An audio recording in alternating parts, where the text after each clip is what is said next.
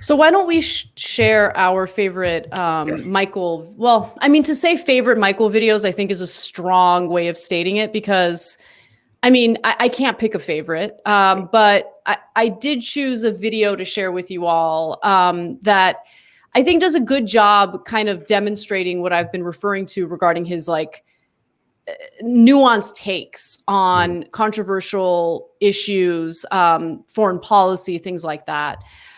So should I go first or do you guys want to go first? I don't mind. No, we should do it. We should start with that one. So I'm going to. Okay. Let's do it. Let's watch.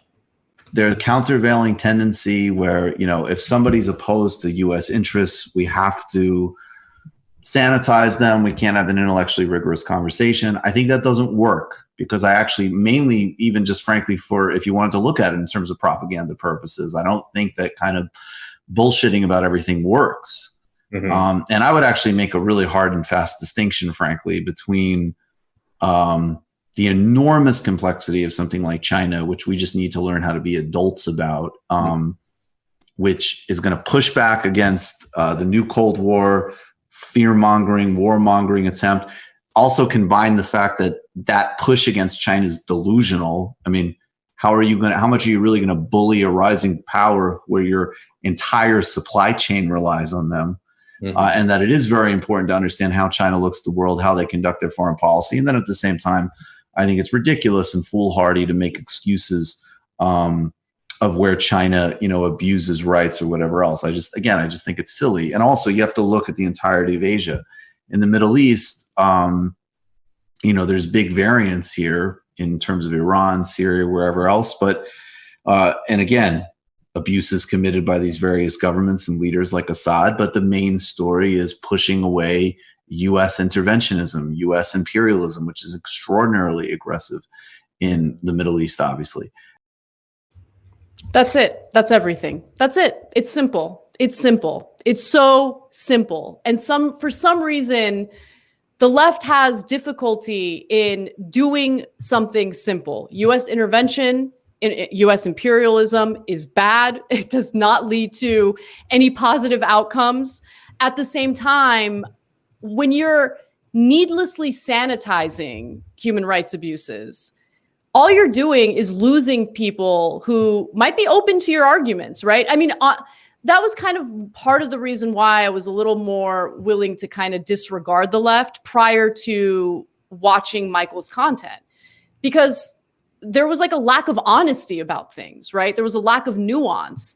And so, and I don't, like, if you're working in media as a member of the left, it's not your job to whitewash things to prevent U.S. intervention, right? Your job is to inform people. So like whenever I'd see someone who identified as a leftist and then like needlessly whitewashed things or brushed human rights abuses under the rug or pretended like it didn't exist, I was like, I don't know, is this credible? Because this is not a nuanced look at what's really going down. I think that you can very clearly, and Michael did this on a regular basis, acknowledge those things, not insult the people who are being abused, by the way. And then at the same time, give very specific reasons why U.S. intervention would be awful and would actually further exacerbate the issue or the problems for the citizens of whatever country you're talking about at any given moment. Anyway, that's what I really appreciated about Michael. He had the ability to discuss these things in a real way with all the contradictions that exist, with all the nuances that exist. And he brought me into the left as a result of that. Mm-hmm. He didn't push me away with judgment, like constant judgment on the left right now. Like it's not helpful, right? And so I really appreciated that about him. And I think that clip is a good way of, you know, demonstrating what I'm talking about. Yeah, I mean, the left, I mean, broadly, I think it's, you know, in some ways, the left is maybe more healthy on this issue than it has been historically on the issue of imperialism. That I think the vast majority of the left sees imperialism as bad. But then I think for a lot of it, it can become very flat. That's just American empire is big and bad. And, you know, when something bad happens in the world, it's because the American empire is big and bad. And what I think Michael brought to this that was really necessary is what you're talking about, is this nuance and the focus on interests of trying to understand who is doing what, whose interests are being served by, what means.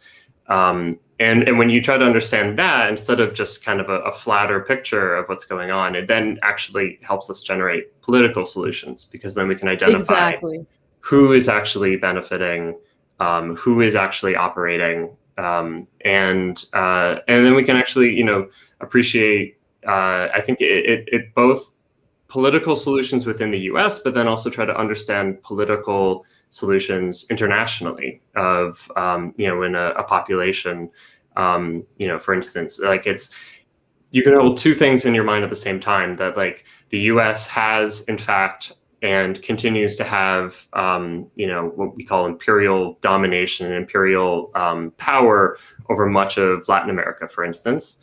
I think it's also fair to say that, it's not quite the same hold over the region that it maybe had 50, 60 years ago. And we had Greg Grandin on to talk about this actually last Saturday.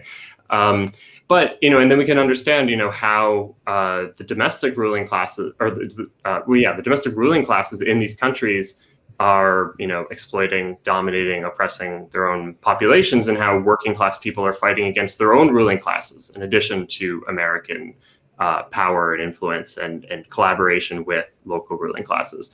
And trying to understand and hold all these things in your mind simultaneously is like, it's tough. And, there's a lot of important regional variances and specificities. And I think Michael really, went the distance in trying to understand all of this. Yeah, I mean, his coverage of Brazil is a good example, because the impulse on the left that you guys are talking about, I think, comes from a somewhat understandable place, that like you're being barraged by so much propaganda and so much misinformation from the mainstream press whenever it comes to anything foreign affairs, that, it's so overwhelming that there's a tendency, and I think kind of somewhat understandable impulse, to just like discredit the whole thing, that like if it's in the New York Times, it's a lie, and I think that his coverage of Brazil, like Lava Jato, which got like unbelievable amounts of coverage in the mainstream press, 60 Minutes, all that stuff. I mean, he was able to process that amount of propaganda, and then regurgitate it back in forceful, clear, and without acknowledging certain realities on the ground that are quite messy about like what it means to govern a country like Brazil, given the historical context of the way the Brazilian state was constituted and organized. That thought like, yes, of course, corruption exists. Like to say it's like some clean, perfect democratic state is ridiculous. But to understand, to keep the sort of moral clarity and the overall strategic clarity to cover that in a way that is robust, forceful, and clear. And I mean, another good example, I think it might even be from this clip, if like a little later, but like, when he's talking about Venezuela and the amount of propaganda that comes out in the mainstream press about Venezuela, but like, about their, like how it's like a narco state and all that stuff. And he's like, well, there is an element of the fact that, the regimes in Venezuela have done some strategic what we would call maybe public-private partnerships with like narco elements. Is there also like a reason why Venezuela hasn't? Is that one of the reasons why Venezuela has not been toppled by the United States? Probably. Like it's a clear understanding of that phenomenon that is that is just one step beyond the sort of barrage of propaganda that we are getting from the mainstream press, which is just it's overwhelming. Like if you're not kind of constantly reading about like this kind of like in a specific place, it's just so hard to sift through what is fact and what is just pure fiction. But he was just able to do it. I mean, he was just able to do it because he was better than most. Yeah. Nando, how about you set up your clip? Sure. I mean, I think my clip is a good example of, again, a clarity of analysis, a rigorous kind of Marxian application of all that he had learned and on all that he had understood, a sort of perfect way to apply a very clear and specific analysis to a whatever controversy is happening in the current moment. And I don't even know I don't even remember what specifically this was. I just remember it was some debate between Nathan Robinson and Glenn Greenwald. It doesn't really matter.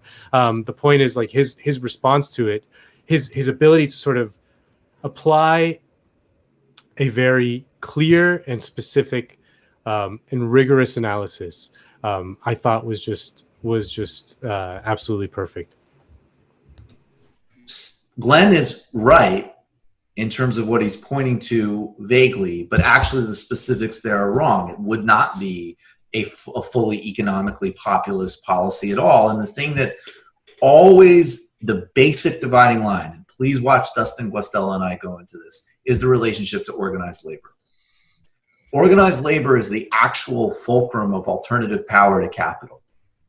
These guys don't you listen to Steve, and this is where if you listen to Steve Bannon and you look at the policies pursued by these guys, it's country club bullshit. They hate labor unions.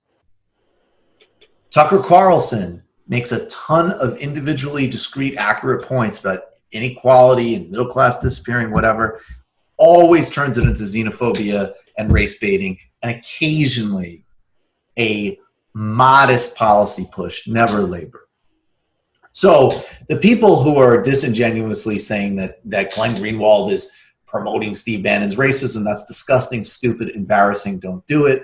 And Glenn, in my view, is mistaken because, yes, if the most economically populist perspective that was being put forward by someone like Steve Bannon was implemented, it would basically mean that there would be some decent stuff on trades, decent stuff on infrastructure, and some okay taxation. And that's fine. And that is in no way equivalent to the Bernie Sanders, Ilhan Omar, robust, for real, pro-labor, single-payer agenda. And we listened on Red Scare, Bannon doesn't support single-payer, at least as of now. So just does not hold up, right? And that is really the key thing. Then the other two parts of this debate that I want to pay particular attention to. One, look, I think that it is unfair to Crystal, and I've seen and continued to watch the show. She's robustly articulating her points on things like police defunding. She's doing it. Third and fourth point. Okay. One more thing on Glenn. Again, Glenn is attacked constantly by people who you're going to need to reveal a Lava Jato and a Snowden in order to approach the contribution he's been on. Okay, I have nothing but respect for Glenn Greenwald. And I also, in that same interview, he called Tucker Carlson's response to the BLM uprising grotesque. And I think he is very consistent in a view that he has of inside-outside politics. That's not our view. We have a view about capital versus labor. And that is a big, substantive difference. And I think it's actually even reflected in some of the conversations, the great conversations. I mean, Glenn broke the Lula story. I cannot emphasize how big a contribution that is. But he's still, I could look at the whole Lula story through the lens of basically top-down class politics. And I wasn't interested in any corruption narrative, right? And I'm not making a question of who's right or who's wrong, but that's a fundamentally different way of looking at politics. Mm-hmm. And I think that a lot of things get conflated under that umbrella with left-wing politics. But if you have a serious material class dimension that anchors labor, ironically, for all of the dumb accusations of class reductionism or whatever, it does basically eliminate right-wing populism, because right-wing populism posits all sorts of imagined national communities and various other fantasies and does not have a labor analysis. So I think that is just a perfect example of someone who is able to take whatever controversy of the day. It doesn't even. I don't even remember what the actual specifics were, but yeah, just every buzzword, every trigger word on the left came in that clip. Right, exactly. But it's it's when you apply a Marxist lens to your critique of whatever it is that is happening, you become much more precise in your analysis of that thing, and you recognizes that other people have a different critique, and it just causes them to have certain political differences. It leads them down a different path. And a perfect example, and this is something that we talked about a lot with the Lula thing, is that he sees it in the lens of class politics, not in any other lens. In other people, there's good government type liberals and things like that, which they might be they would be offended by certain things that Lula did while he was in power, and he just sees it. He just saw it through the lens of a class politics, and within that lens, Lula was the guy that did the most. So that, I just found everything about that ability to take a very heated debate in which most people start talking past each other, and then apply a very coherent and specific and precise analysis to it. So it's just something that I always try to do whenever I look at something. I try to take a step back, remember my training, like Obi-Wan. He's like my Obi-Wan in my ear, and use the Force, Luke, and then I'll be able to strive to have as an analysis as precise as that. Yeah, my clip, it's actually not too dissimilar. It's dissimilar enough. I didn't totally spike the football on producing today, but it's late over there, dude. Yeah, it's almost midnight. This is, dude, it's almost midnight. Yeah, this is pre-taped if you can't tell. I don't know if we said that. So sorry. I appreciate any super chats that you're sending in right now. Why are they responding to me? Yeah.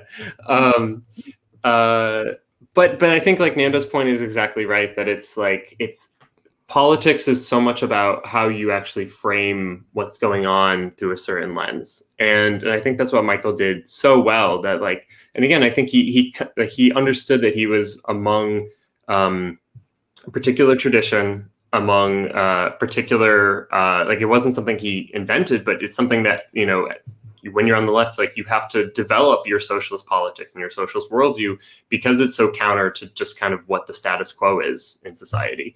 And he did that, and then was able to actually articulate what's going on presently and what the left has to do in response to it. So this is just a short excerpt. It's actually from Weekends. It's just one of these little gems that I came across earlier watching through clips, of just the thing that he would just kind of say as a comment. This wasn't a segment. It's just something he said.